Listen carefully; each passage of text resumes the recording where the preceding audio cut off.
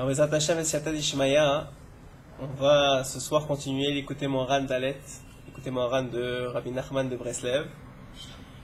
On va, Bezrat Hashem, que ces paroles de Torah soient les Lunishmat Yitzhak ben Tamar et Victor Aviel ben Fortune, et aussi que ce soit pour la Refoua Shelema de Odelia bat Yocheved Nathalie et tous les malades d'Israël.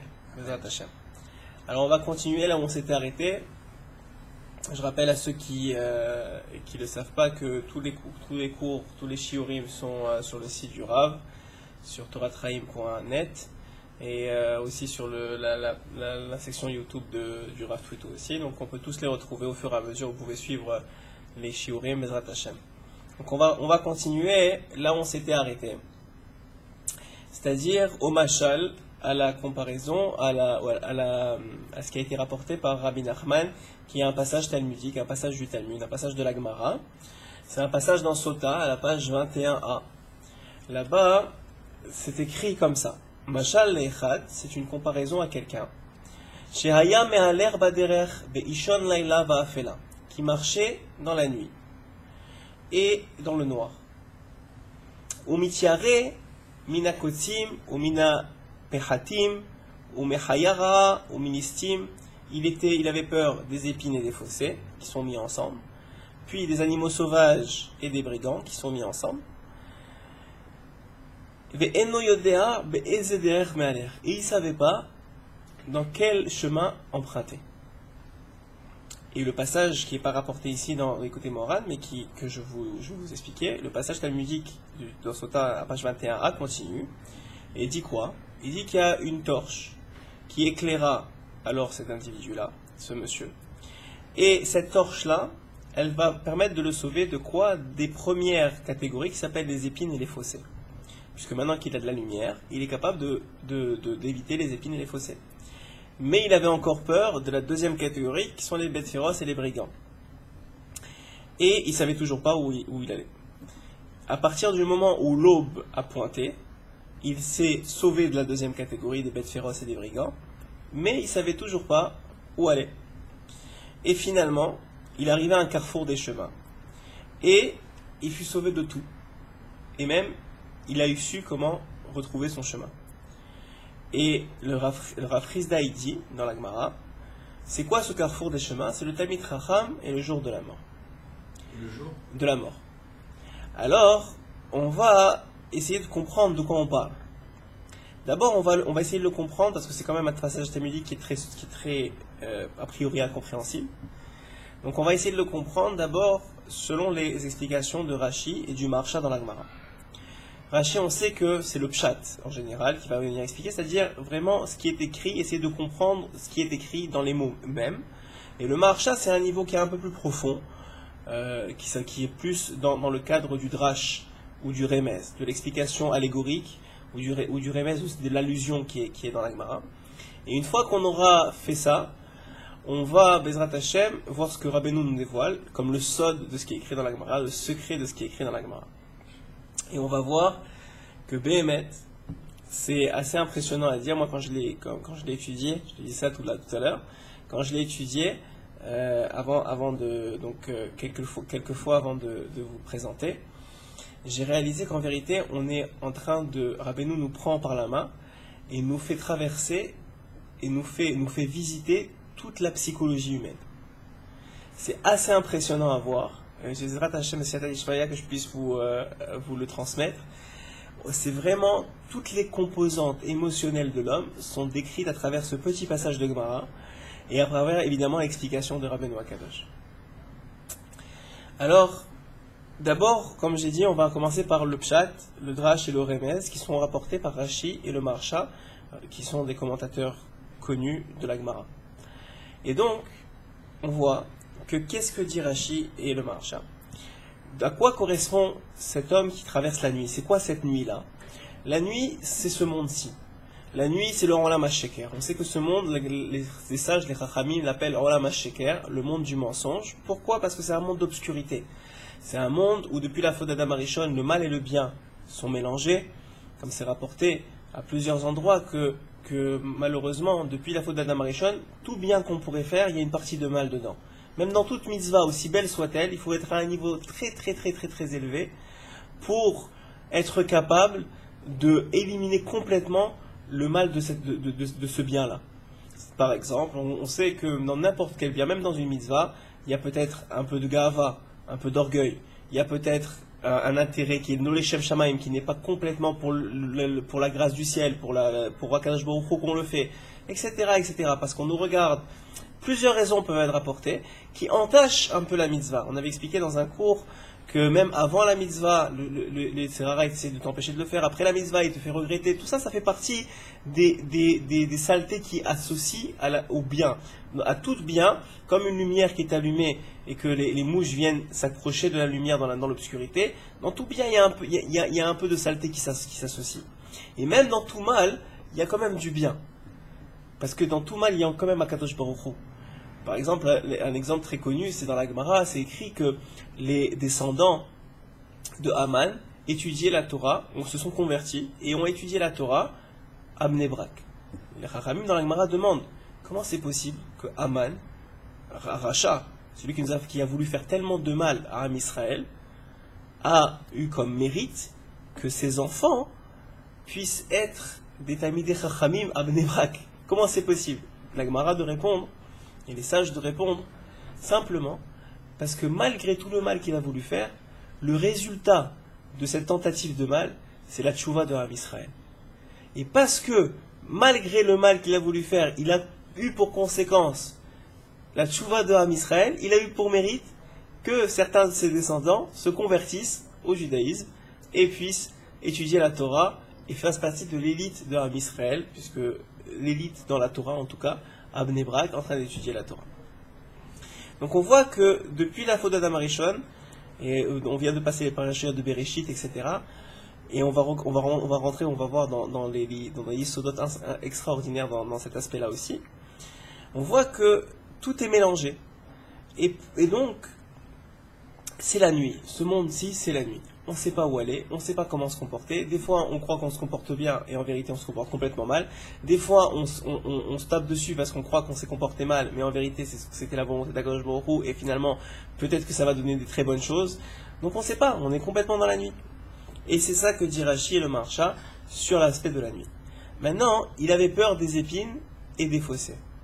En vérité, ce que les commentateurs, et comme j'ai dit, Rashi et le Maharsha en particulier, essaient de comprendre ici, c'est le machal, que en vérité, qu'est-ce qui est la plus grande protection pour l'homme? Est-ce que c'est les mitzvot qu'il fait, ou est-ce que c'est la Torah qu'il étudie? Et on va essayer de comprendre dans les mots comment ça rentre. Ils expliquent qu'en vérité, quand c'est écrit qu'il avait peur des épines et des fossés, et que dans le noir est venue d'abord une torche l'éclairer. C'est quoi cette torche qui est venue éclairer dans le noir? Les commentateurs expliquent que la torche, c'est les mitzvot. Ça veut dire que dans le noir de la vie, on a un certain nombre d'agressions extérieures qui viennent nous agresser continuellement. Des altercations avec des gens, avec des personnes autour de nous, ou même simplement une confrontation avec la vie quotidienne, avec la nécessité d'avoir une parnassa, avec la nécessité d'être un bon mari ou d'être un bon père, etc., etc. Et ces éléments-là, en vérité, c'est une agression quotidienne pour te faire grandir, bien sûr, mais ça s'appelle une épreuve quand même. Et c'est quoi cette lumière qui vient te protéger, entre guillemets, de ces agressions-là? C'est les mitzvot, nous dit Rachamim. Les mitzvot, c'est cette protection-là, ça correspond à cette protection de toutes les agressions extérieures. C'est finalement, selon ces premiers commentateurs, selon les premières explications et selon le niveau le plus simple de compréhension, les mitzvot viennent comme une torche éclairer ta vie. Maintenant, une fois que cette torche-là est venue éclairer ta vie, ça vient te protéger d'un certain niveau qu'on appelle les épines et les fossés, qui sont finalement les agressions extérieures de la vie. Mais il y a une agression qui est beaucoup plus forte que l'agression extérieure de la vie, c'est une agression interne. C'est une agression qui vient de ton Yetzirah, qui est interne, qui est chez toi, qui est dans toi, et qui vient finalement attaquer tes forces mentales. Parce que ce qui est le plus dur dans une épreuve, c'est pas forcément l'extériorité de l'épreuve, c'est-à-dire la personne en face de toi par exemple. c'est comment tu ressens cette agression-là. Et ça vient de qui tu es, de ton intériorité, de tes midotes. De tes midotes, on va le dire une fois pour toutes, parce qu'on va le dire beaucoup dans ce shiur, les midotes, c'est les traits de caractère. Donc ces deux traits de caractère, qu'est-ce que Hachem t'a donné comme trait de caractère, comme on va dire neshama spirituel, comme matériel génétique spirituel. Donc c'est tes midotes. Et en fonction de comment t'es midotes, il y a quelqu'un qui va regarder ça de l'extérieur, qui va dire mais pourquoi il s'énerve, c'est n'importe quoi. Cette madame elle lui a dit 2 mots, c'est pas grave, il peut pas s'énerver. Et lui il va le ressentir comme une agression, etc., parce qu'il y a des kélim qui sont fracturés chez lui. Il a des choses cassées en lui, qui ne sont pas réparées. Et c'est la raison, entre autres, pourquoi il est revenu dans ce monde. C'est-à-dire qu'il y a des kélim, il y a des réceptacles vraiment qui sont cassés. Et dès que tu touches à ces réceptacles-là, ça fait une bombe atomique, c'est une bombe à retardement. Et c'est ce qu'on appelle, et le Yetzirah, c'est très bien quels sont ces kélim-là, et il va toucher particulièrement, si ça va être ta femme, si ça va être tes enfants, si ça va être avec les gens, si ça va être avec ton travail, il sait exactement quel bouton appuyer pour te faire exploser. Et ça s'appelle le combat interne. Ça s'appelle le combat intérieur. Et ce combat intérieur, nous dit Rachamim, dans ce passage talmudique, il correspond aux animaux sauvages et aux brigands. C'est ça ce combat intérieur. Et comment on est arrivé à sauver ce combat intérieur? Grâce à l'aube. L'aube est venue et nous a sauvés du combat intérieur. Explique Khalim, c'est quoi l'aube? C'est la Torah. La Torah, l'étude de la Torah, vient illuminer, et c'est vrai, puisque la Torah c'est quelque chose de pnimi, d'intérieur. C'est une étude, ça vient dans le sechel, ça vient dans la compréhension, dans les marchavot. Donc finalement, la Torah, qu'est-ce qu'elle vient faire? Elle vient illuminer ta vision des choses, ça vient couler dans ton sang. Comme on l'avait dit au premier shiur, on avait dit, la Torah, elle est faite pour couler dans ton sang. C'est-à-dire que c'est bien de l'étudier, mais il faut que ça devienne toi. Et quand ça devient toi, ça fait ce travail-là de combat interne contre ton Yetzirah, contre tes combats personnels, tes combats internes, tes combats amidotiques, tes combats de personnalité. Et ça, c'est le travail de la Torah. Et finalement, la Torah, elle correspond dans le machal qu'on a donné, elle correspond à l'aube. Mais même, ce qui est extraordinaire, que Rashi et le marché en particulier rapportent, c'est que même si tu fais plein de mitzvot, même si tu étudies la Torah, tu es quand même dans un derrière où tu peux ne pas savoir où tu vas. Tu es en constant combat avec l'extérieur et avec l'intérieur, mais tu sais toujours pas où tu vas. Qu'est-ce que ça veut dire tu sais toujours pas où tu vas? Simplement que tu sais pas la raison pour laquelle tu es venu dans ce monde. Et tu sais pas si, comme le dit la Gemara, cette Torah que tu étudies, c'est un Sam Mavet ou Sam Chaim. Est-ce que c'est un élixir de mort ou un élixir de vie? Et souvent, c'est les gens autour de toi qui vont te dire, bah là, t'es pas dans le bon derrière, etc., etc. Mais toi, tu t'en rends même pas compte. Pourtant, tu étudies, pourtant, tu te lèves, pourtant, tu fais. Et quand même, c'est pas suffisant et quand même, tu y arrives pas. Donc, ça veut dire quoi? Ça veut dire que malgré tout ça, il y a encore une autre étape qui est le fait de savoir où on va. Et il faut arriver à un carrefour. Et le Rav Frisda dans la Gemara nous dit, c'est quoi ce carrefour-là? C'est le Talmid Chacham et le jour de la mort. On avait dit au premier Likutei Moharan qu'on avait étudié, on avait dit que l'importance d'avoir un Rav, par exemple. L'importance d'avoir un Rav, c'est-à-dire l'importance d'avoir un derer, de savoir qu'il y a quelqu'un d'extérieur à toi qui a un Da'at Torah, qui est capable de te diriger dans un événement de ta vie, que pas forcément tu vas être capable, même en étudiant toi-même la Torah, être capable d'avoir cette compréhension-là. La Gemara nous dit par exemple qu'il n'est pas très bon d'étudier seul. Il est bon d'étudier en Chavruta. Pourquoi? Parce que tu pourrais rentrer dans une direction qui n'est pas la bonne, avec une étude de Torah que tu fais tout seul. Rabbi Nachman, il a une histoire que, c'est aussi rapporté dans une histoire du Ari Kadosh, qu'il y avait quelqu'un qui étudiait toutes les nuits.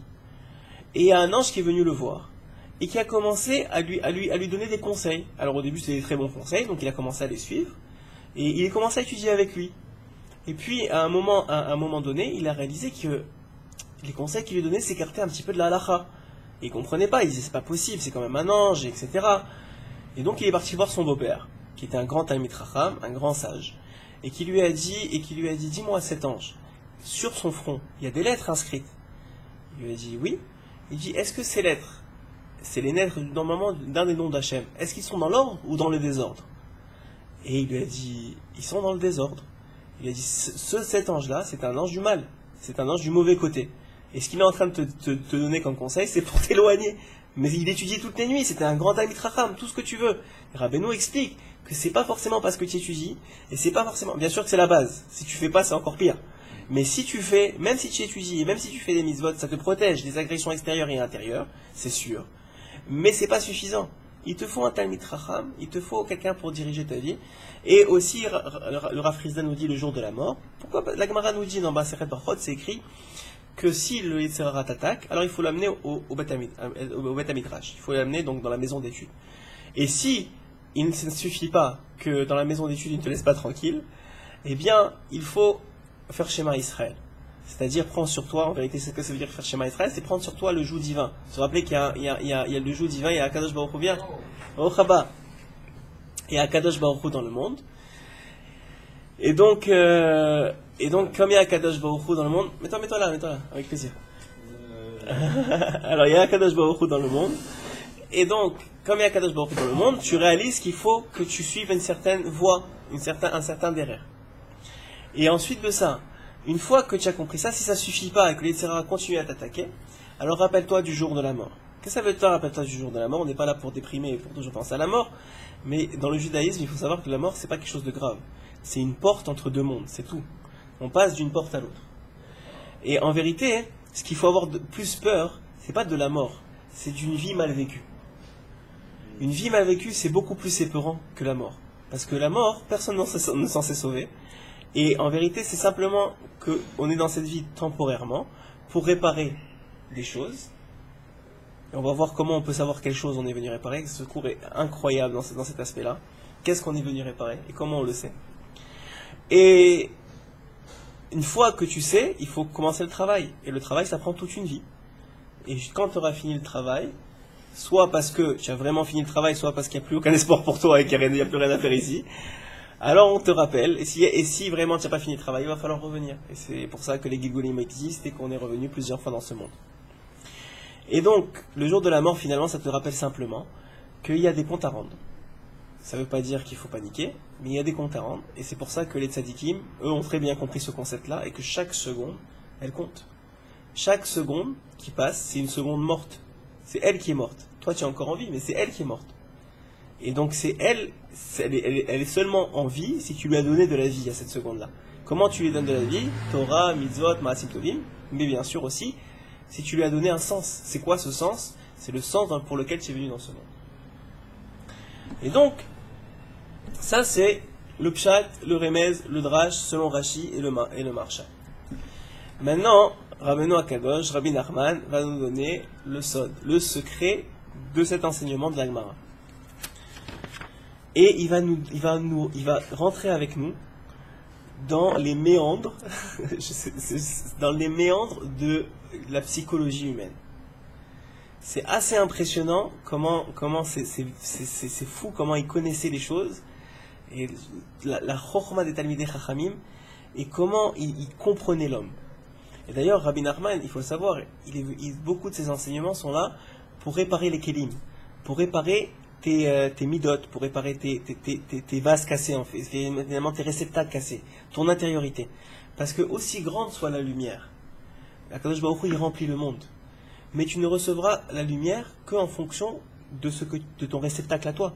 Si ton réceptacle est petit, tu as beau faire des grandes mitzvot, tu as beau acheter le meilleur étrog, tu as beau acheter le meilleur loulav, on a passé il y a quelques temps les Sukkot, ça te rapporte une grande lumière. Mais si toi, ton réceptacle est petit, qu'est-ce que tu vas faire de toute cette lumière-là? Tu n'es pas capable de la recevoir. Donc il faut d'abord réparer, d'abord coller les brèches qui sont dans ce réceptacle-là, et finalement le grandir de plus en plus. On sait que Mar Cheshvan, on est dans Mar Cheshvan maintenant, c'est un moment particulièrement précis. C'est un moment où il n'y a aucune fête, il n'y a aucune mitzvah particulière, c'est des mitzvahs routinières qu'on fait tous les jours, bien sûr, mais il n'y a aucune mitzvah particulière. Pourquoi? Parce qu'il y a un travail de réparer les kelim pendant ce mois-là. C'est une réparation de soi. Et donc, Rabbi Nachman, il explique maintenant, il commence dans son travail des midot. Il dit, Kizé Yadoa, il est connu.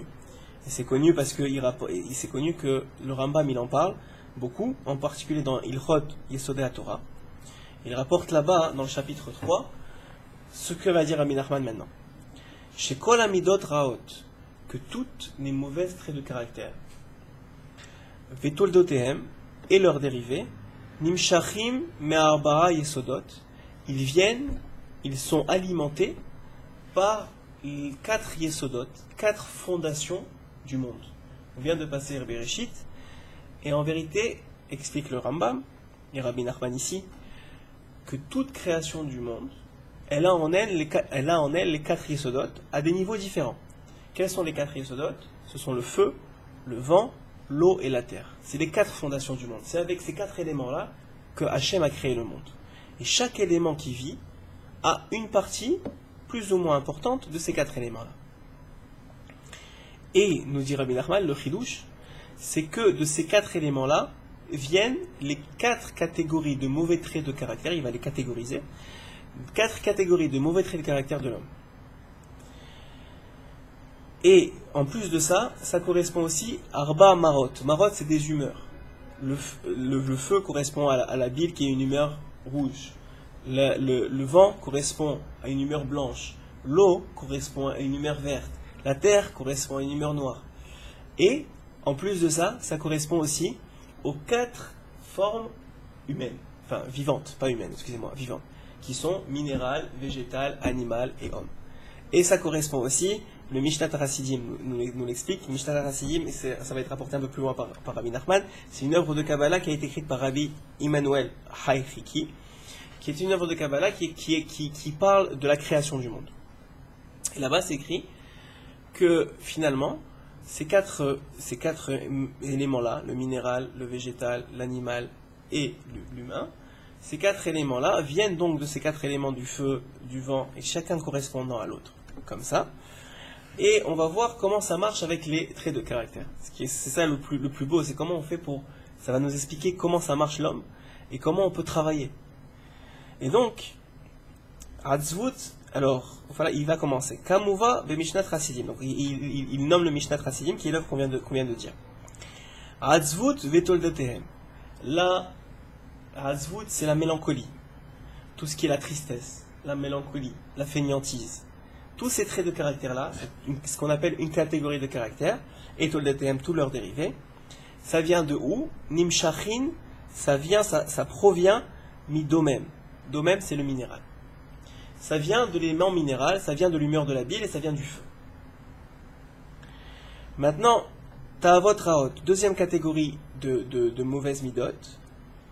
Il faut savoir aussi que, comme je vous disais, le Mishnah Hasidim dit qu'il y a les bonnes midot, bien sûr. Les bonnes midot, ça vient des 4 lettres du Yud Kei Vav Kei. Ça sort de ces 4 lettres-là. Mais là, on parle des mauvaises midot.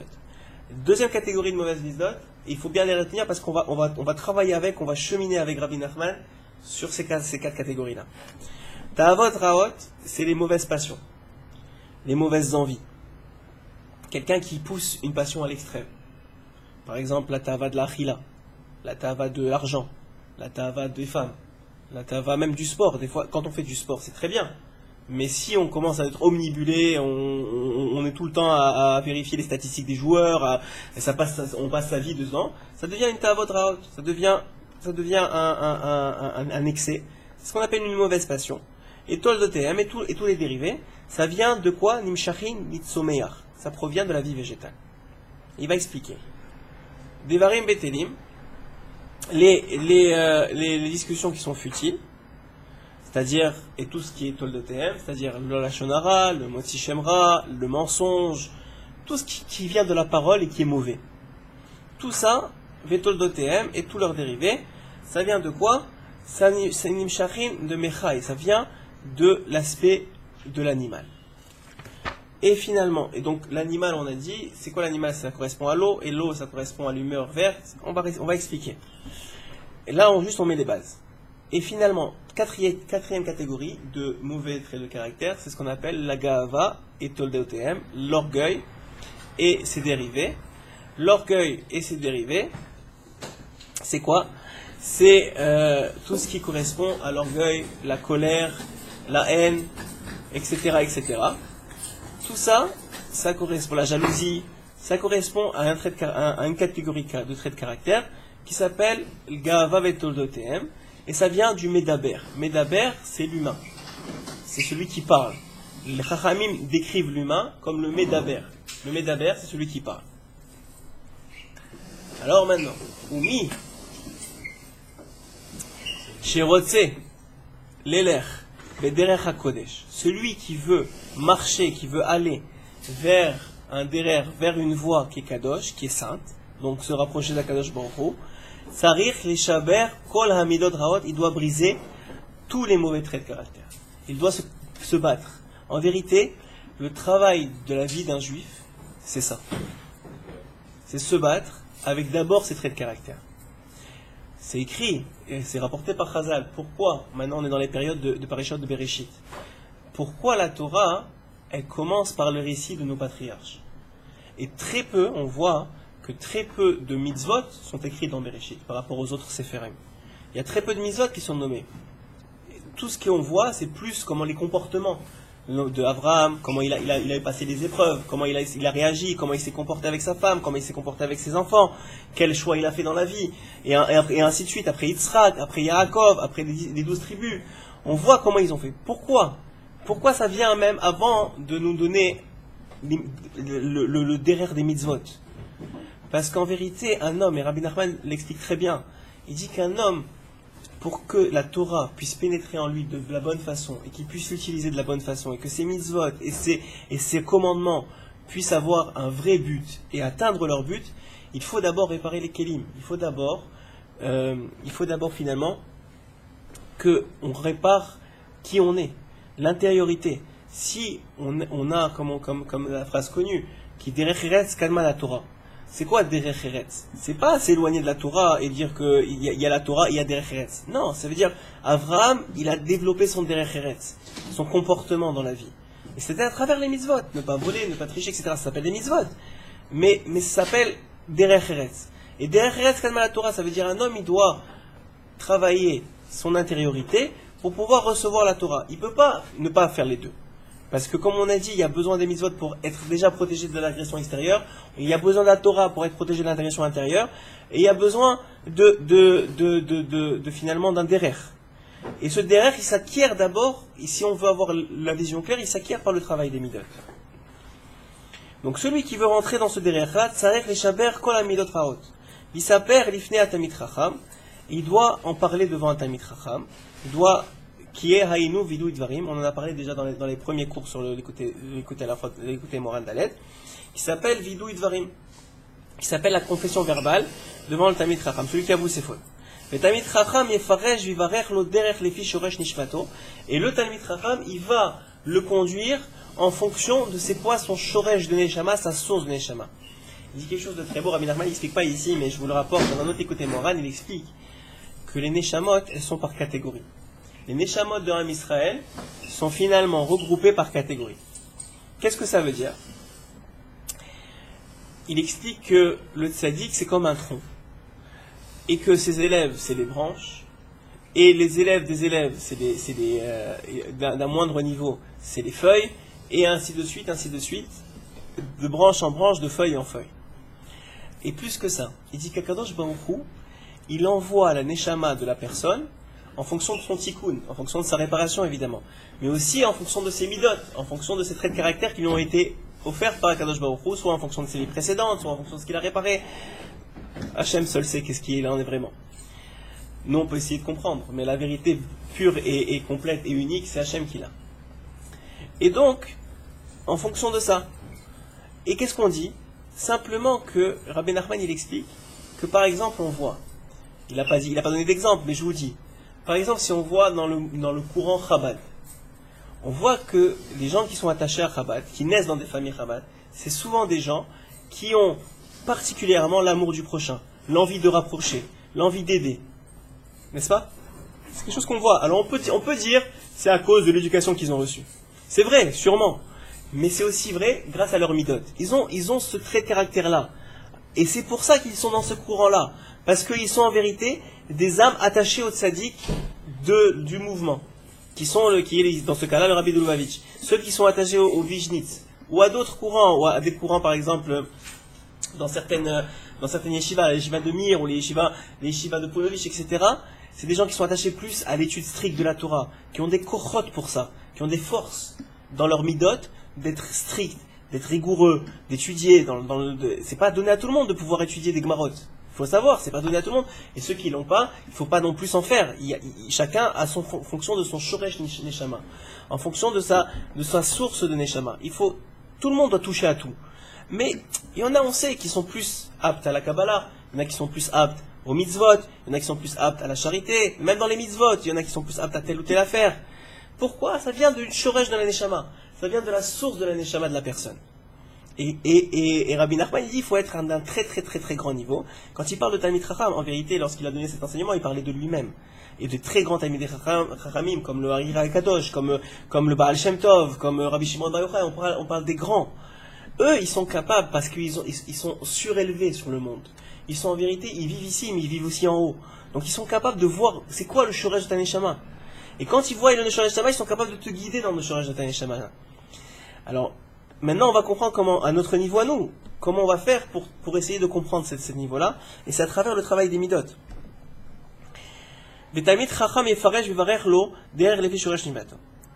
Et voilà, il va expliquer. Veyesh shalosh bechinot b'itkarvut la tzadikim. Il y a 3 étapes de s'approcher des tzadikim, et à travers le fait de se rapprocher des tzadikim, shalosh bechinot elonitaken akol, ça répare tout. Alors évidemment, réparer tout, ça prend une vie. Et même plusieurs, des fois. Mais au moins, il va nous dire le chemin. Il faut avoir la émouna. On sait, dans notre monde, on a dit au début, c'est un monde, c'est la nuit. On vit dans la nuit.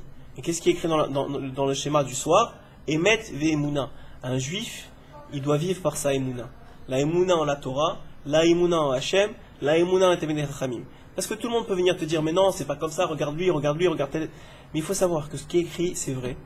Et c'est tellement vrai que Hachem, istakel beoraita ve bara alma. Hachem, il a d'abord regardé dans la Torah, qui est le plan du monde, et ensuite, en fonction de ce qu'il y a écrit dans la Torah, il a créé le monde.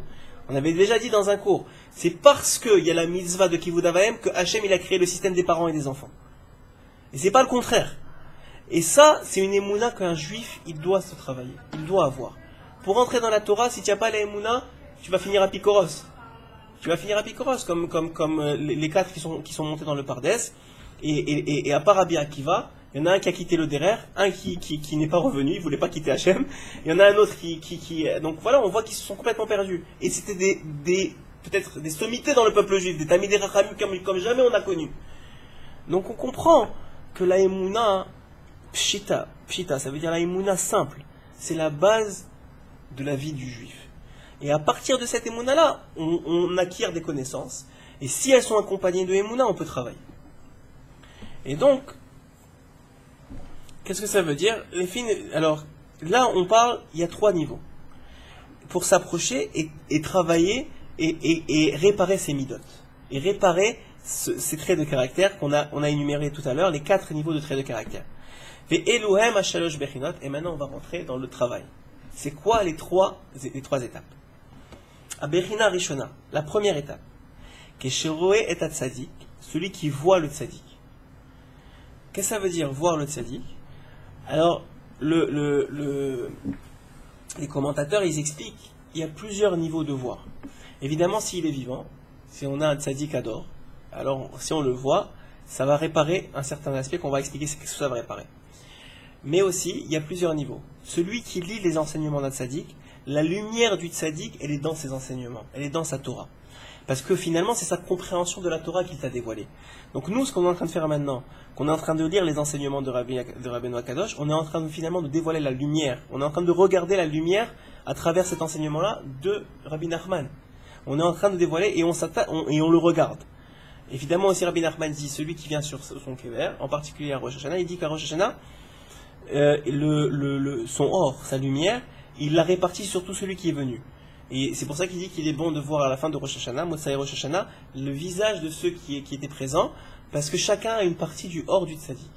Il dit comme ça. Et tout celui qui vient chez le tzaddik veut le voir sur sa tombe, ou s'il est vivant, le voir vraiment. Alors à ce moment-là, il reçoit de son or, et ça va réparer quelque chose chez lui. Qu'est-ce que ça va réparer? Il va nous expliquer. D'abord, il va dire pourquoi ça marche comme ça. C'est écrit dans le pasouk que tes yeux verront ton maître. Ce pasouk-là, il vient de Yeshayahu. Là-bas, c'est écrit que quand Mashiach va venir, tes yeux verront ton maître. C'est qui ton maître? C'est Akadosh Baruch Hu, parce que tout le monde verra Akadosh Baruch Hu. On sera tellement proche d'Akadosh Baruch Hu qu'on n'aura plus vraiment besoin de Rav. Il y aura une connaissance d'Akadosh Baruch Hu et une proximité avec lui tellement grande que quand on aura une Sheila, on va lui demander. Aussi simple que ça. Donc, ils verront ton maître. Mais aussi, ce passouk veut dire que le fait de voir ton maître, ça fait quelque chose. Qu'est-ce que ça fait? Ça vient t'aider à combattre et à réparer deux types de traits de caractère. Quels sont ces deux traits de type de caractère? Domem vetsomeyar, le minéral et le végétal. C'est quoi? C'est-à-dire, le minéral, on a dit, c'est la mélancolie, tout ce qui est mélancolie, tristesse, etc. Vetol DTA et tous ses dérivés. Veta avot raot, c'est donc le tsomeyar, le végétal, c'est avot raot, c'est les mauvaises passions. Le fait de voir le tzaddik, d'étudier sa Torah, de voir et de vouloir suivre ses enseignements, de vouloir emprunter son chemin qu'il a dévoilé pour se rapprocher d'Akadosh Baruch Hu, ça vient travailler, ça vient de façon innée, ça vient t'aider à combattre ces deux types de traits de caractère mauvais. Pourquoi? Il va expliquer qu'il tzaddik ador nikra em. Le tzaddik de la génération, il est appelé mère du peuple juif. Pourquoi? Al shem shehu menik l'Israël be'or torato. Parce que, grâce à la lumière de sa Torah, le tzaddik, il nourrit le peuple juif. La Torah du tzaddik vient nourrir les explications, sa vision de la Torah, ses explications, viennent nourrir la connaissance, la compréhension du peuple juif. Vetorah, et la Torah est appelée Nikret Halav. Elle est appelée le lait, c'est du lait. Nikret Halav. Moshe Katouv, Rabbeinu il donne le pasuk, Dvash vechalav tachat leshoner, du miel et du lait seront sous ta langue. Et ici, dans ce pasuk là, qui est rapporté dans Shir HaShirim, le lait fait référence à la Torah. Donc il dit, le tzaddik c'est la mère, et, merci beaucoup, le tzaddik c'est la mère, et la Torah c'est le lait, et donc le tzaddik qui donne la Torah au Ham Israël, c'est la mère qui donne du lait à son enfant. Et maintenant, comment ça se fait que ça travaille ces deux aspects-là, qui sont l'aspect des mauvaises passions et de la mélancolie? Alors il dit, on le voit de façon pratique, dans la vie de tous les jours. Et regardez l'exemple qu'il donne. Veze anu ro'im bechush. C'est ça qu'on voit de façon empirique. Kishatiknok hu be'atzvut ve'atzut. Quand un enfant, il est mélancolique, il n'est pas bien. Il n'est pas bien que ce soit un bébé ou même un enfant, il n'est pas joyeux. Kesheroet imo, dès qu'il voit sa mère, il court vers sa mère et il est heureux, il est bien. Et il dit de la même façon, pourquoi? Il nous les cherche parce que sa mère c'est sa source. Il revient à sa source. Il dit la même chose. Quand tu vois le tzaddik, ton âme, elle revient à sa source, la Torah. Et quand tu arrives à voir le tzaddik, que ce soit par ses enseignements, ou par quand tu viens sur sa tombe, ou quand tu vas voir un vrai tzaddik de la génération, un vrai Gdoléador, alors à ce moment-là, tu n'es plus mélancolique. En sa présence, tu n'es plus mélancolique. Et on le voit. Des fois, on a des mauvaises journées, on vient au Beth Midrash, on s'assoit, on étudie ensemble, et on oublie tous nos problèmes. On oublie qu'on a eu des disputes, on oublie tout ça. C'est ça la Torah. La Torah, ça vient t'illuminer la journée. Et c'est pour ça que Chachamim disent En Torah, En Simcha, En Torah. Il n'y a pas de Simcha sans Torah. La vraie Simcha, la Simcha amitié, la Simcha pnimi, la Simcha intérieure, elle vient de l'étude de la Torah parce que c'est ça qui te nourrit. C'est ça le lait de ta neshama. Gam anu roim bechush. Et aussi, donc là, on vient de voir que le tzaddik c'est la mère et il donne la nourriture il vient donner la nourriture à son enfant. Gam anu roim bechush, ke atinok osek bedivre shtut shelo. Et on voit aussi que lorsque un enfant, il est finalement, il est dans une situation où il est en train de faire des activités qui sont complètement futiles, pour un adulte en tout cas. C'est sûr que pour lui c'est énorme. Mais quand un enfant, il fait une activité qui est complètement futile, ça veut dire par exemple il s'occupe de jouer avec des voitures ou de faire des choses imaginaires, etc., etc. Alors lorsqu'il fait ça, on voit qu'il est pris, il a un plaisir de ça. Il ressent un plaisir du fait que quoi?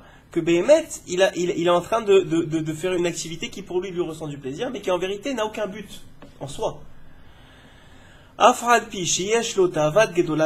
Même si il a un grand plaisir de ça, dès qu'il voit sa mère, il laisse tomber tous ses... Amen. Tiens, moi aussi je vais boire.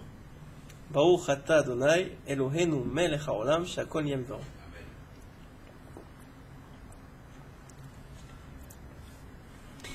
Et donc, qu'un homme, dès qu'il voit que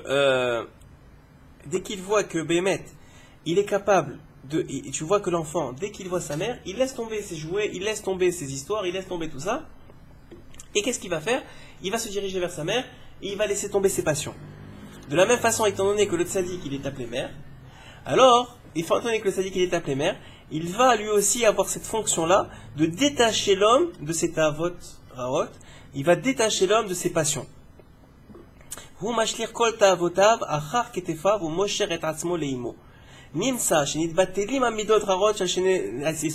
de là que quoi? Que Béhémet, tu sais, cet aspect-là de voir le tzaddik, ça vient t'aider à combattre, ça vient t'aider à réparer, ça vient t'aider à travailler, ça vient t'aider finalement à réussir à battre Domem vetsomeyach, le minéral et le végétal, qui sont les aspects, finalement, comme on a dit, les deux aspects des midot raot. C'est quoi Domem et c'est quoi tsomeyach? La mélancolie et les mauvaises passions. Aliede istaklut penet tzadik, juste par le fait de voir le tzadik et d'étudier ses enseignements. Deuxième aspect, Vezeu umitiare minakotim, et c'est ça. Alors maintenant, Rabbeinu il revient sur le passage talmudique qu'on a lu au début. C'est écrit dans le passage talmudique qu'il avait peur des épines et des fossés.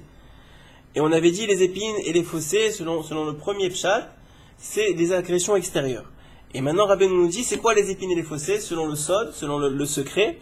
Les épines et les fossés, c'est finalement que c'est l'aspect de domem, l'aspect de minéral et l'aspect de minéral et de végétal. Et donc c'est l'aspect de ces ta'avot raot qui sont la fainéantise, la mélancolie et qui sont aussi la passion. Et qu'est-ce qu'il avait sauvé de cet aspect-là? C'était l'avuka shel or, c'était la torche de lumière, c'était la torche qui l'éclairait. Quand on avait dit dans la Gemara que quand la torche elle éclairait cet homme-là, alors à ce moment-là, il était sauvé des fossés et des épines. Et c'est quoi cette Torah? C'est quoi cette avuka? C'est quoi cette torche? Zé Talmid Chacham, c'est le Talmid Chacham. Chez Avik, qui lui, il illumine Be'or Torah, puisqu'il est associé à la Torah, il est associé à la lumière de la Torah. Alors à ce moment-là, il est associé à la lumière de la Torah. Et grâce à ça, grâce au fait que lui, il vient maintenant t'illuminer de la lumière de la Torah, alors, grâce au fait que tu es venu t'approcher de lui, que tu as voulu être illuminé, alors à ce moment-là, il vient te sauver des deux fondements que sont le végétal et le minéral qui t'attrapent. Le végétal et le minéral, ça t'attrape. Et à ce moment-là, il est sauvé des épines et des fossés, c'est-à-dire des mauvais traits de caractère, qui sont les traits de caractère correspondant à tout ce qui est mélancolie et à tout ce qui est atzvut, et aux traits de caractère correspondant à tout ce qui est de tout ce qui est des mauvaises passions. Ça, c'est le premier aspect, c'est juste le premier aspect qui est de voir le tzaddik, de lire ses enseignements, de regarder ses enseignements, de voir s'y attacher.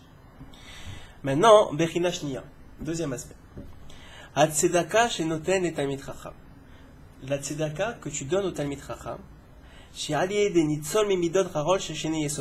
ça aussi, ça va faire en sorte, la tzedaka va te sauver de deux catégories de mauvais traits de caractère, les deux restants finalement. Hay Medaber, qui sont les catégories associées à l'animal et à l'humain. Shehen Bechinat Chaya Ra'a Velistim, qui correspond dans le Talmud qu'on a dit au début, à Chaya Ra'a Velistim, c'est-à-dire à l'aspect des bêtes sauvages, des bêtes féroces. Chaya Ra'a, c'est les bêtes féroces, et Listim, c'est les brigands. Et c'est quoi? Shehen Devarim Betelim Vegava. On a dit les deux dernières catégories, c'est les paroles mauvaises, que ce soit le shonara, que ce soit le motzi shemra, que ce soit tous ces aspects-là. Ça, c'est les devarim betelim. Et la gava, c'est la gava, comment on va dire ça, c'est donc l'orgueil. Tout ce qui est quoi, la colère, l'orgueil, etc. Vetol dotem. Et il va expliquer comment ça te sauve de ça. C'est incroyable comment il comprend la nature humaine. Qui a lié des devarim, betelim ou shonara. Parce que à travers les paroles futiles, et la shonara, et la médisance, baraniut, la pauvreté vient. Il faut savoir, c'est un secret qu'il est en train de donner, que quelqu'un qui est pauvre, il faut qu'il sache, pauvre matériellement on parle pour l'instant, il faut qu'il sache que soit dans cette vie, soit dans une autre vie, il a fauté, il n'a pas réparé cet aspect-là du dibour, de la parole. Il est en train de dire que quelqu'un qui n'a pas réussi à contrôler, à diriger sa parole vers le positif, et à contrôler et à s'éloigner des dibourchol, des mauvaises paroles, des paroles futiles, et des paroles encore pires du lachonara ou du motzi shemra, de la médisance ou de la calomnie, il faut savoir que vient la haniout avec, que la pauvreté c'est à cause de ça. Et que c'est quelqu'un qui est pauvre, en vérité c'est sur ça qu'il doit travailler. Kémo shekatouv, et il va le prouver.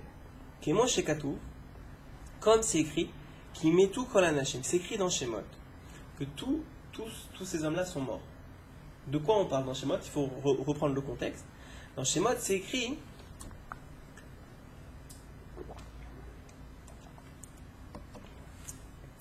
que quand Moshe Rabbeinu, on sait que dans Shemot, c'est écrit que Moshe Rabbeinu a dû quitter l'Égypte. Pourquoi? Parce qu'il a été dénoncé par Datan et Aviran, à Paro, comme quoi il avait essayé de sauver un juif, il avait tué un Égyptien. Lorsqu'il revient, quand Hachem lui demande de revenir, il lui dit, n'aie pas peur de ceux qui t'ont dénoncé, ils sont morts. Et là-bas, dans Masechet Nedarim à la page 64, là-bas c'est écrit qu'en vérité ils n'étaient pas morts, mais ils étaient devenus pauvres. Pourquoi ils étaient devenus pauvres? Parce que, finalement, ils étaient devenus pauvres parce qu'ils avaient fait du motzi shemra sur Moshe Rabbeinu. Ils avaient parlé sur Moshe Rabbeinu, donc ils avaient eu de la pauvreté. Et comme ils étaient pauvres, ils étaient comme, la Gemara nous dit, celui qui est pauvre, il est comme mort. Parce qu'on ne fait pas attention à lui. Celui qui est pauvre, on ne fait pas attention à lui. On ne fait pas attention à ses dibourim. Et d'ailleurs, la Gemara dit, c'est pour ça, n'aie pas peur d'eux. Parce que même s'ils viennent et ils rappellent ce que tu as fait, ils ne vont pas les écouter. Et Zéo Haniout, ça c'est la Haniout, l'aspect de la Haniout, l'aspect de la pauvreté matérielle. Donc, quel lien il vient de faire Rabbeinu? Il vient de faire le lien entre le troisième aspect de catégorie mauvaise de Midot, qui s'appelle les dibourim betelim, les mauvaises paroles, tout ce qui vient de la bouche. Et donc cet aspect-là de Midot là, il vient à cause de la pauvreté, enfin il cause la pauvreté plutôt, il vient causer la pauvreté.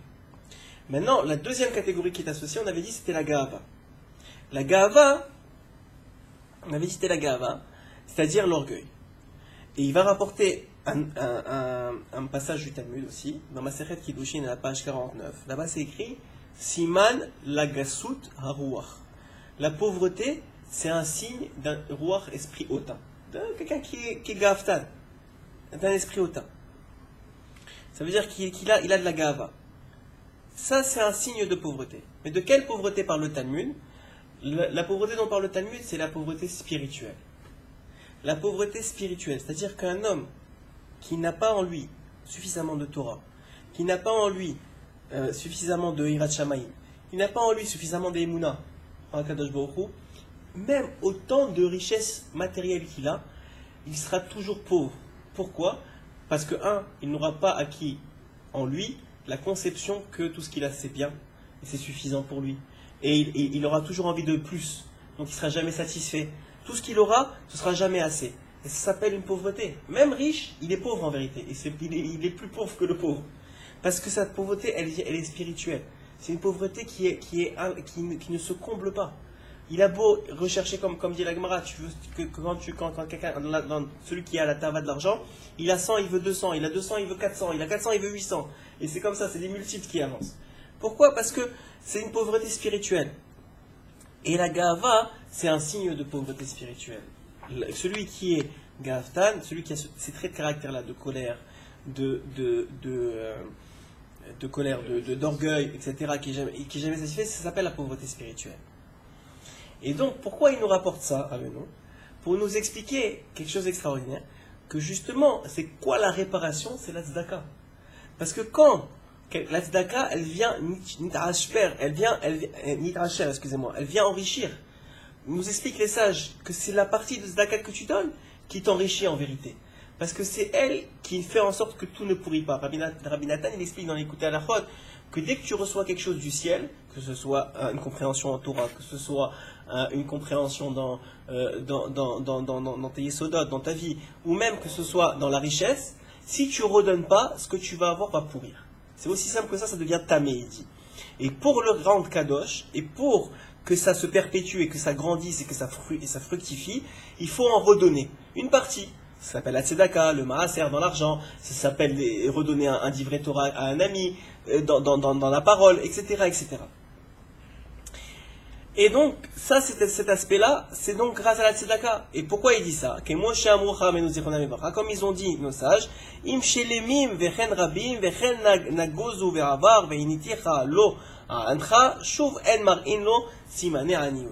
c'est écrit dans le livre de Nahum que si nombreux et puissants qu'ils soient, ils vont être fauchés et ce sera fini pour eux. Et si je les ai accablés, et je les accablerai plus une seconde fois, et on n'en montrera plus de signes de pauvreté. Là-bas, dans le Gittin, dans ma Maseret Gittin, c'est rapporté à la page 7b, c'est rapporté que de quoi on parle. C'est rapporté l'explication de ce verset. Et de quoi on parle? Simplement que celui qui acquiert la richesse matérielle, comment il fait pour la conserver et comment il fait pour éviter la pauvreté? C'est en redonnant. Ça s'appelle la tzedaka. Donc maintenant, à plus forte raison, si tu donnes au vrai Talmid Chacham, si tu donnes au vrai tzaddik, que ce soit... Alors comment on fait? Si jamais il est vivant, alors on lui donne à lui-même, pour l'entretenir. S'il est décédé, alors il y a plusieurs façons. Soit on va investir dans ses livres, pour qu'il soit connu de tous. Alors on va investir on va donner la tzedaka à leur publication. On va donner la tzedaka à leur édification, etc., etc. Si aussi, celui qui par exemple, qui a des tzadikim, moi je connais des gens personnellement qui ont, par exemple, qui avaient des tzadikim qui étaient au Maroc et qui n'avaient pas de sépulture correcte, qui n'avaient pas de dôme, etc. Ils ont investi dans ça, ils ont donné au tzadik la tzedaka. Ils ont donné. Ou par exemple, comme le Rav, il a eu, en revenant d'Ouman, il a eu l'idée incroyable, bon, Hachem, une idée exceptionnelle, de faire un Sefer Torah, l'Irvod Rabbi Nachman de Breslev. Il a eu cette idée-là, et il a initié ça, on a initié ça pendant les Chagim, donc tout celui qui a donné pour le Sefer Torah de Rabbi Nachman de Breslev, et tout celui qui veut donner, je sais que le Rav il a bon, Hachem déjà ramassé un petit peu, et il continue à ramasser pour ce Sefer Torah, là. Donc tout celui qui veut donner, alors j'imagine à travers le site, vous pouvez contacter le Rav pour ça. Et donc en vérité, en donnant à ce Sefer Torah là, puisque vous faites vivre le nom du tzaddik, vous êtes en vérité en train de vous associer, de donner la tzedaka au tzaddik.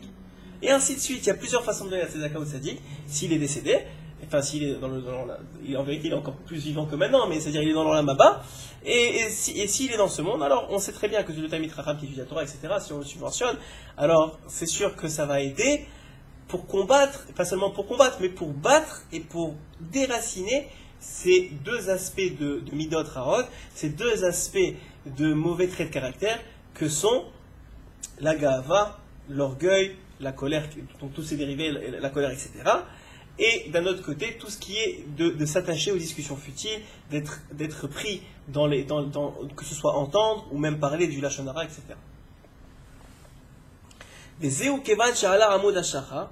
Et on avait dit au début, au début du shiur, que le Talmud il disait, dans Sota, il comparait ça que quoi? Que l'homme, il avait peur des bêtes féroces et des brigands, on avait dit. Et qu'il avait été sauvé par l'aube. Et nous dit maintenant Rabbeinu que Hamoud HaShachar, c'est la tzedaka.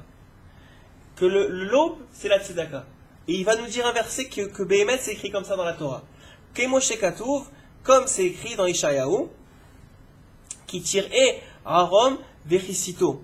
Quand tu habilles un homme nu, enfin, plus précisément, quand tu vois un homme nu et que tu le couvres, à ce moment-là, continue le verset, l'aube, elle vient. Qu'est-ce que ça veut dire? Explique les commentateurs que quand tu fais la tzedaka, en vérité, tu fais comme illuminer sa vie. Tu lui amènes de la lumière. Donc, tu fais comme l'aube. Et donc, c'est ce qu'il est en train de dire à Beno. Quand c'est écrit l'aube là-bas, il s'agit de la tzedaka. Ninsa alide tzedaka nitzol mimidot harot shesheni yesodot. Et que, grâce à la tzedaka, on arrive à combattre et à réussir à battre ces deux aspects-là de mauvais traits de caractère, qui viennent du chai et du medaber, qui viennent de l'animal et de l'humain, shehem bechinat chaya hara velistim, qui sont l'aspect des bêtes féroces et des brigands rapportés dans la Gemara.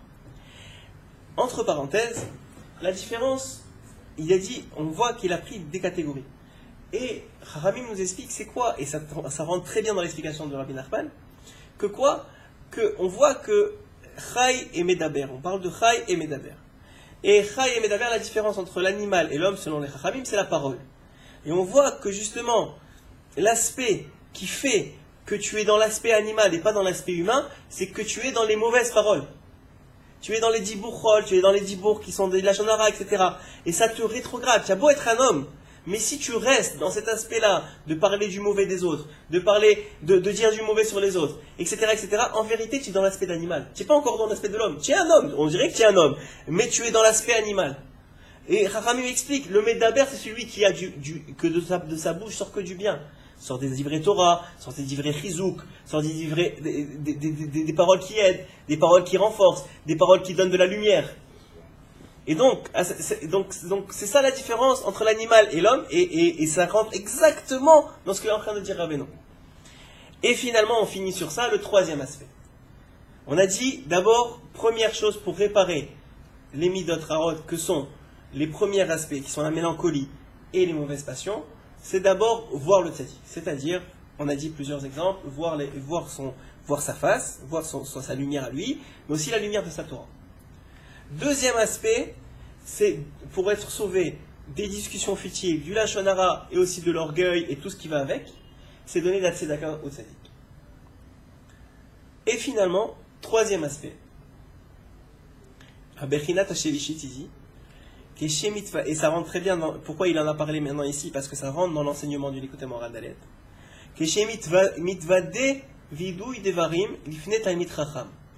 Celui qui finalement, lorsqu'il va arriver devant le Talmid Chacham, a avoué ses fautes.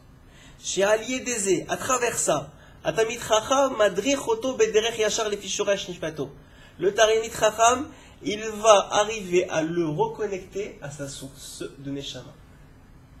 C'est incroyable, parce que c'est exactement ce que dit la Gemara. La Gemara, elle dit que l'homme, il se retrouve, malgré que maintenant la torche a réussi à le sauver des épines et que finalement l'aube a réussi à le sauver des brigands, etc., comme on a dit dans la Gemara, il reste en sorte qu'il ne sait toujours pas où aller.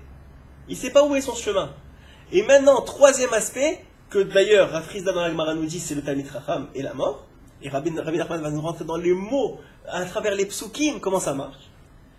Que Behemet, le fait que tu vas faire Vidou Dvarim devant le Talmid Chacham, c'est ça qui va arriver à te donner ton chemin. Et c'est aussi l'aspect de Hidbo des doutes, de parler devant Kadosh Baruch Hu, de se dépencher son cœur devant lui. C'est ça qui fait que tu retrouves ton chemin, dans ton chemin, la raison pour laquelle tu es venu dans ce monde, la raison. Parce qu'un homme, nous dit Rabbi Nachman, et beaucoup de grands sadikim, un homme, il peut faire Torah et mitzvot, et ne pas avoir réparé ce pourquoi il est venu. C'est-à-dire, il y a ce qu'on appelle une responsabilité klali, une responsabilité générale en tant que juif, qui est Torah et mitzvot, qui est resté dans les 4 amots de l'halakha. Il n'y a aucune discussion sur ça. Tout le monde, depuis la nuit des temps, sait que ça c'est le derrière d'un juif.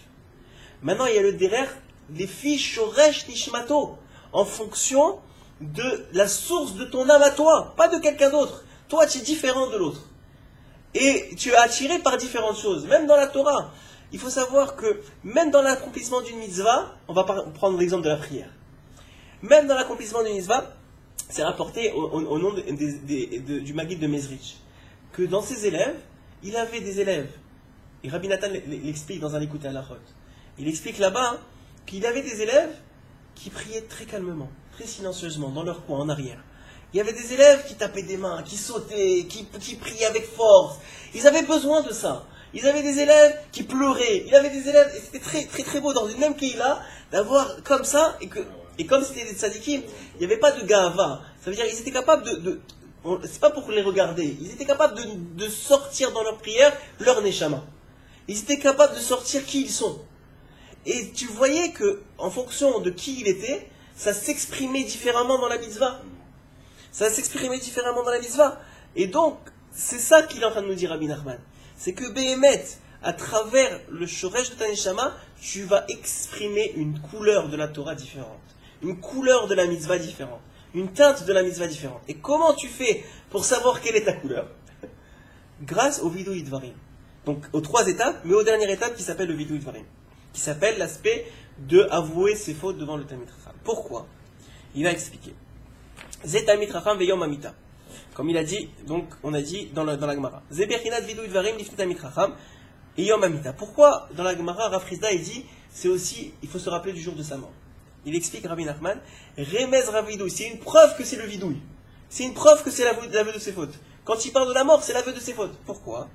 C'est écrit dans Sanhedrin, à la page 43 là-bas, c'est écrit, c'est le Hamoud Bet là-bas, c'est écrit Kol Hamumatim Mitvadin. Tous ceux qui maintenant vont, nous, quelqu'un qui est condamné à mort, il le conseillait fortement de faire vidou idvarim, d'avouer leurs fautes. Même si maintenant ils sont condamnés. Et d'ailleurs, on le sait, même chez nous juifs, à l'approche de la mort, lorsqu'il y a quelqu'un qui est à côté, on lui dit fais vidou idvarim. Il lui fait faire, même dans ses mots, c'est-à-dire nous on dit vidou idvarim, mais il écoute. J'ai écouté des paroles très très très belles du fils de Rav Sitruk, l'un des fils de Rav Sitruk, qui est, bon c'est son année, donc Néo Nishmato aussi qu'on parle de ça. Et alors il expliquait que le derrière de Rav Sitruk, on le sait, c'était toujours de voir la vie. C'était pas de voir la mort. C'est-à-dire toujours d'avancer, de toujours croire qu'il y a toujours un lendemain, toujours une minute de plus, etc., etc. Et donc, il disait que quand ils ont réalisé que c'était vraiment, vraiment les dernières heures, les dernières minutes, il fallait lui faire vidou idvarim. Il fallait lui faire l'aveu des fautes. Mais il ne savait pas comment s'y prendre, parce que c'était une façon d'avouer que c'était la fin. Alors il ne savait pas comment s'y prendre. Et il a dit quelque chose de très beau. Il a dit que son père, il avait toujours, toute sa vie, il avait toujours aimé et donné beaucoup pour la prière, pour la tfila. Il s'attachait à faire toujours des tfila betzivou. Même quand il était très très malade, il expliquait que toujours il y avait un miracle, que à la dernière minute, il y avait des gens qui se rassemblaient pour faire la tfila avec lui, etc. Et qu'il disait toujours, celui qui aime la tfila l'aime. Et c'est vrai pour tout. Le Rami dit, celui qui aime la Torah l'aime. Celui qui aime Hachem, Hachem il aime. Celui qui aime sa femme il aime. et comme ça va le monde. Quand tu aimes quelque chose, l'amour te revient. Et alors, très simplement, il disait, pourquoi je vous parle de ça? Parce qu'il disait qu'il est décédé dans la période des Slichot. Et un de ses fils a eu la très bonne idée de dire, écoute, puisque c'est les Slichot, dans les Slichot, on dit vidou idvarim, on dit l'aveu de ses fautes. Viens, on fait les Slichot avec papa. Viens, on lui fait faire les Slichot. Et ils lui ont demandé, papa, est-ce que tu veux faire les Slichot? Et il a fait comme ça de la tête. Et ils ont fait les Slichot. Et ils ont fait les Slichot, et à chaque fois qu'il se faisait vidou idvarim, il écoutait, il faisait un signe. Et quelques heures après, il est décédé. Et il disait que c'était un bon retour des choses parce qu'il disait que tous les slichot c'était un moment très particulier pour lui et il disait toujours je comprends pas les gens qui n'arrivent pas à se réveiller. Ouais, bah au Hachem, alvaï qu'on soit à un niveau comme ça. Et donc tout ça pour vous dire quoi? Que le vidou idvarim, on voit que c'est le remès qui a été fait dans la Gemara par Rav Chizda par rapport au jour de la mort, ça correspond exactement dans les mots à ce que Rabbi Nachman y explique que c'est vidou idvarim. Vezenikra parashat derachim, katamit chacham mafrish lo derer lefi shurash nishmato. Et pourquoi est-ce qu'on dit que le tamit chacham il arrive à connaître la source de la neshama de la personne? Parce que c'est écrit dans la Gemara, on a dit parashat derachim, c'est le carrefour.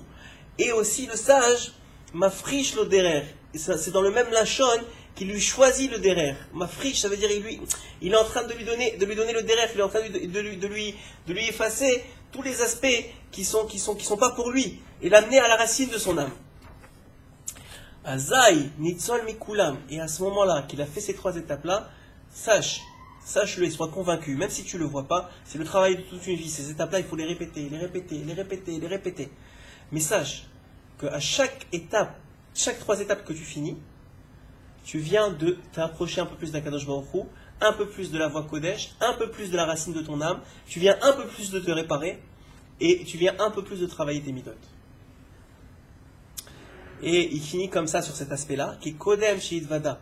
Parce qu'avant de se confesser, Afal Pi Sheaya Etzel Tamid Chacham, même s'il a été voir le Tamid Chacham, Venatan Lo Mamon, il lui a donné de l'argent, Adaim Eno Yodea Be'ezeu Derech Ume'aler, il ne sait pas dans quelle voie aller. Ki Yesh Derech Yashar Lifne Ish Ve'acharita Dafe Mavet. Il dit qu'il y a des chemins qui semblent droits pour un homme et qui finissent par le conduire à la mort. Aval, et c'est ça que la Gemara elle dit exactement, que la Torah elle peut être sa mavet, elle peut être l'élixir de mort.